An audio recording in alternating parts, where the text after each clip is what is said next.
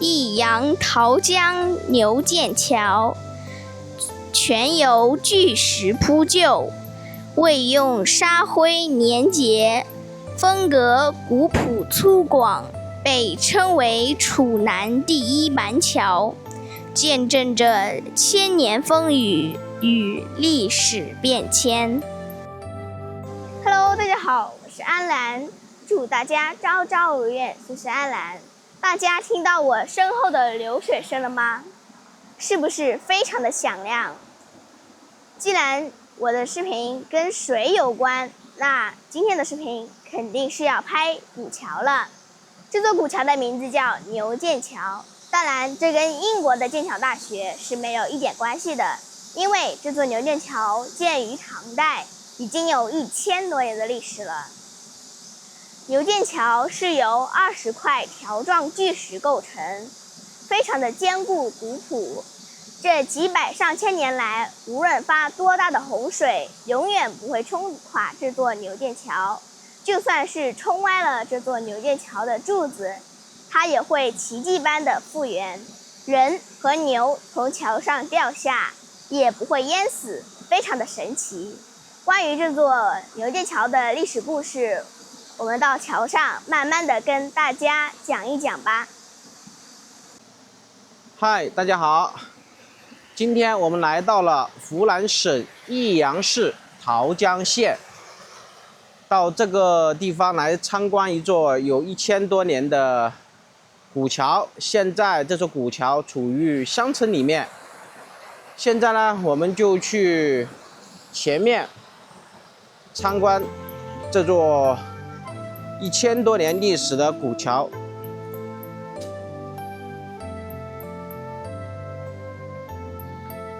这座古桥是唐朝的宰相裴休所修建的。在前面几期视频，我们有去探访过裴公亭，在益阳市的中心，他是唐朝的一代名相。被贬后到益阳这边，进行教学游玩，然后体察当地的民情。这个地方啊，在1000多年以前，也属于一个湖区，所以经常有这些洪灾啊。然后我镜头现在大家看到的这条河流啊，目前看起来不是很宽，但是在1000多年以前，这块河流还是有接近50米宽的这样一个距离。牛剑桥始建于唐代，公元815年，全部是由花岗岩巨石建造的，采用的是四东五孔的形式。当然，这座桥是在中国历史上经过了3次的维修，最近的一次维修是在道光11年，也就是公元1831年。这座桥每座桥的它的石块啊，这种石料啊，每一根都有接近10吨重，它是整块的石料。好了，现在我们来到牛剑桥的上面来进行参观。现在大家看到的这座桥是新修的，方便当地的通车，然后上面这里写了牛剑桥3个字，这是建于公元2017年，这是新修的一座桥。因为如果不建这座新洲桥啊，这里的公路没办法通行。既然是1000多年的桥，那么它肯定是非常的古老，而且不能够通车了。现在大家可以看到，下面这座桥就是有1210年的牛剑桥了。这上面呢是益阳市的一个文物保护碑，但是已经看不清文字了。然后在我的左手边有诚心立的一块文物保护碑，这是湖南省省级文物保护单位牛剑桥2019年立的。刚刚我有说过，这个刘建桥它一块石料就有接近10吨重。那么大家可以看到，这一块石料长度大概在5米长左右，宽度大概在35厘米，厚度应该也有50厘米的厚度，所以有10吨重，问题不会太大。而且它肯定是经过当地的一些专家啦进行计算测量过才得出的这个结论，不是我在瞎说。刚刚安南有说过，这座桥啊，它跟当地的一位神话故事传说有关系。当然，因为我们也没办法去考证当地在几十上百年以前这里发洪水啊，这个石墩呐，被冲冻以后啊，它会自动肥位啊，自动复位，这个我们没办法去考证，因为我们不是生活在本地，而且是不是真的像当地的县志和当地的居民所说，以前在几百上千年前，这些古人通过这个地方走路，还有牵着牛从这边，牵着牛、牵着马、牵着羊从这边路过的话，一不小心掉到这个河里面，是不是真的像传说中的一样，人和牛都不会淹死？我们只能是去感受一下古人的一些美好的愿景吧。在资料中有提到这座桥的上面有牛蹄的脚印，目前上看是有脚印，像这些位置上，像这个小位置上应该是牛的脚印，这些小位置应该都是牛的脚印来的，有明显的小坑洞。而且这个脚印是真实存在的。当地的文物部门考古学家有经过测算和那个复古，确认这上面是牛的脚印，所以这座桥呢就有一个非常美好的传说。也同时为什么会把它命名刘建桥，它这个是有一定相关联的。整座这座桥的宽度大概是在1米宽的样子，旁边这一棵树已经枯死了，这个树应该也有接近100年左右的历史。整座这座桥它只用了3块这种长形的石料，我可以远点给大家拍下来。而且这座桥下方全部都是这种几吨上10吨的这种10块10吨石料，所以这个地方建这种石料桥还是比较合适的。在1000多年以前，当地的居民啊，尤其是两岸，他们要进行一个商贸往来啊，包括走街串巷啊，如果没有这座桥是比较麻烦的。毕竟这边河道的宽度有接近50米宽，在那个年代，交通啊、工艺啊、材料啊等等方方面面不是那么容易解决的一件事情。同时，当地的文物部门说，这里有一块道光年的一块碑文，现在我也是没有找到。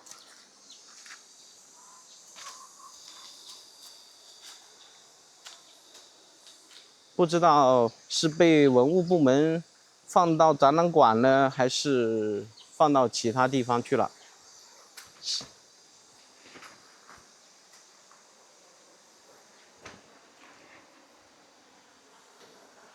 关于这座牛剑桥，我知道一个神话传说。相传裴修在这里提倡要修建一座桥时，由于这些石块非常的笨重，不好搬运，所以他们试了很久都没有搭建而成。有一天，一位仙人从天而降，他骑在牛背，背着宝剑，指点这些工匠如何修建这座牛剑桥。很快他们便修好了。于是牛剑桥的名字就在这里出现了。安南有简单介绍了一下这个牛剑桥的一个故事。这座桥它只比隋朝大业，也就是公元605年到618年建的历史上非常有名的赵州桥只晚了200年，比卢沟桥还早了接近380年。所以这座桥能够被湖南省政府评为省级文物保护单位，它是当之无愧的。因为毕竟这座桥啊，它的历史久远，而且这座桥它能够保存至今，也是非常的了不起。虽然这座桥看起来其貌不扬，非常普通，但是这座桥在1000多年以前，这里承载着太多的人文和交通。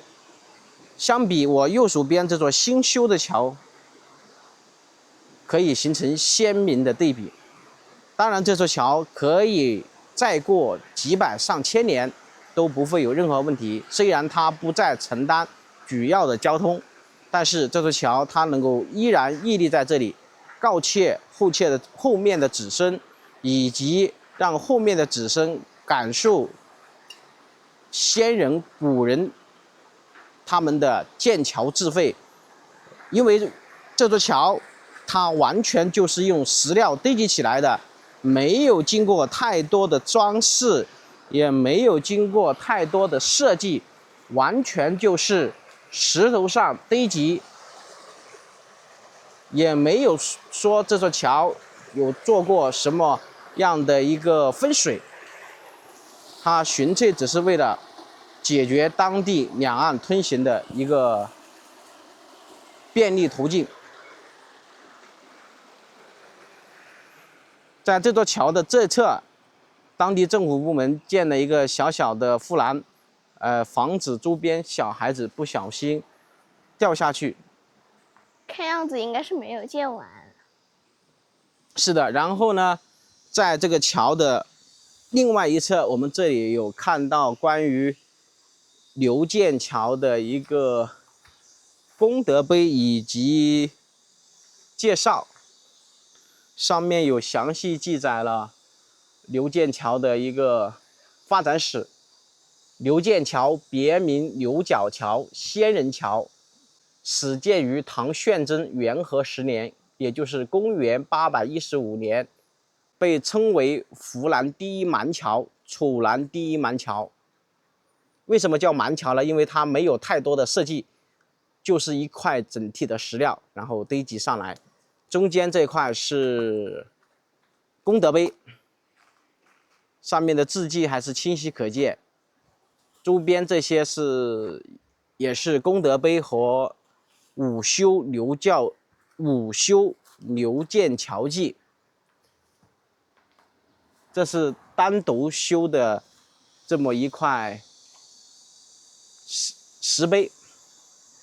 上面详细描述了刘建桥的发展史以及刘建桥的一个设废历程。好，慢一点点下来。好了，现在我带着安南走到了这座刘建桥的下方，我们近距离看看这座刘建桥里面的一个构造。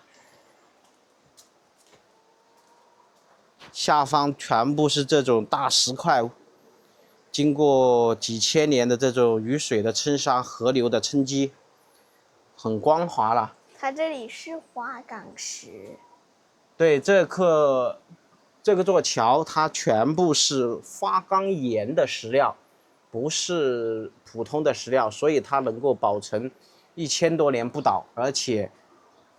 整块石料都保存的比较完整，没有经过太多的装饰、勾缝设计，全部就是用这种整块的这种花岗岩把它堆积叠上去，就变成了一座桥。最下方这个桥的石墩，这个长度接近有6米左右，厚度的话有50厘米厚，所以它最下方的这块石料应该也会有10吨左右。我们走到另外一侧的这块石料下方看一下，这个就是新修的这块流剑桥了。大家可以看到，新修的流剑桥就纯粹是这种水泥修的，再等个500年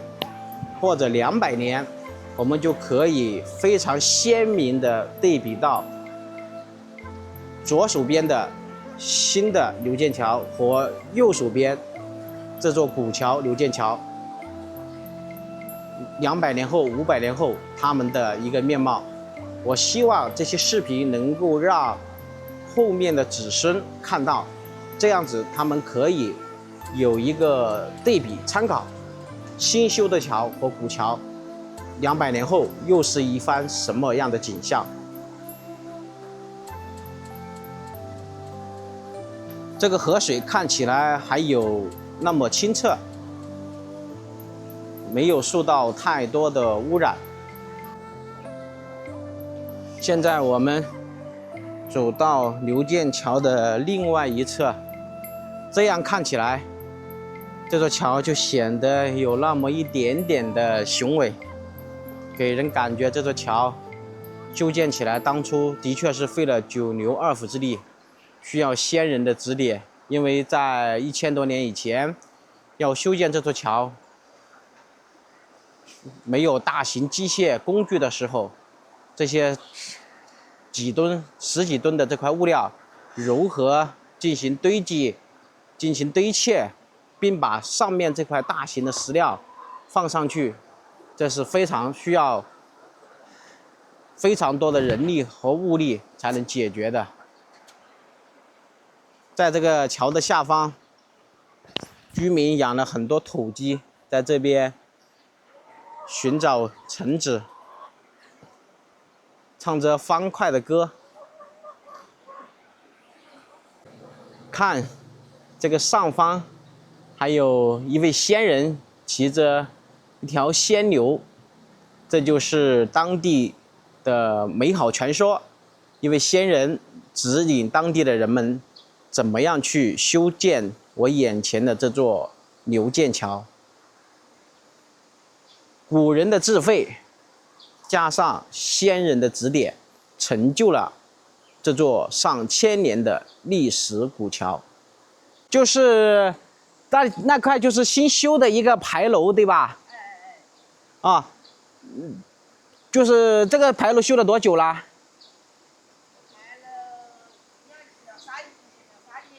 啊，3年时间。